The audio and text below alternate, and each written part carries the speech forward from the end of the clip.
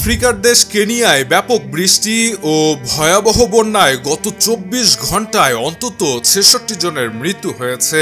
এ নিয়ে গত ১ মার্চ থেকে দেশটিতে মৃতের সংখ্যা বেড়ে দাঁড়িয়েছে অন্তত ১৬৯ জনে। এছাড়া নিখোঁজ রয়েছেন আরও অন্তত ৯১ জন।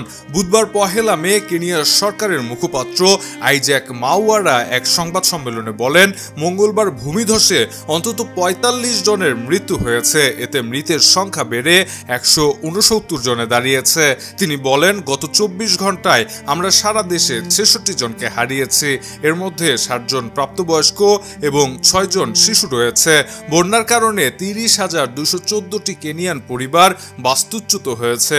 আর জনসংখ্যার হিসেবে বাস্তুচ্যুতদের সংখ্যা প্রায় ১,৯০,৯৪২ জন। কেনিয়ার রাজধানীতে বাস্তুচ্যুতরা সবচেয়ে বেশি ক্ষতিগ্রস্ত হয়েছেন।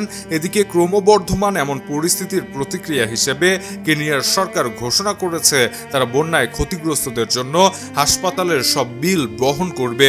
বিশেষ করে মঙ্গলবার যারা ভূমিধসে ক্ষতিগ্রস্ত হয়েছে তাদের, এছাড়া বাস্তুচ্যুতির পাশাপাশি ক্ষয়ক্ষতির শিকার পরিবারগুলোর আর্থিক বোঝাও কমিয়ে দেওয়ার ঘোষণা দেওয়া হয়েছে সেখানকার সরকারের পক্ষ থেকে। দর্শক, আন্তর্জাতিক অঙ্গনের এমন আলোচিত খবরের ভিডিওগুলো সবার আগে পেতে এখনই সাবস্ক্রাইব করে রাখুন ইবিডি নিউজে। সেই সঙ্গে আমাদের ফেসবুক পেজটিতে ফলো করে দিতে ভুলবেন না। কথা হবে পরবর্তী ভিডিওতে। সে পর্যন্ত ভালো থাকবেন। ধন্যবাদ।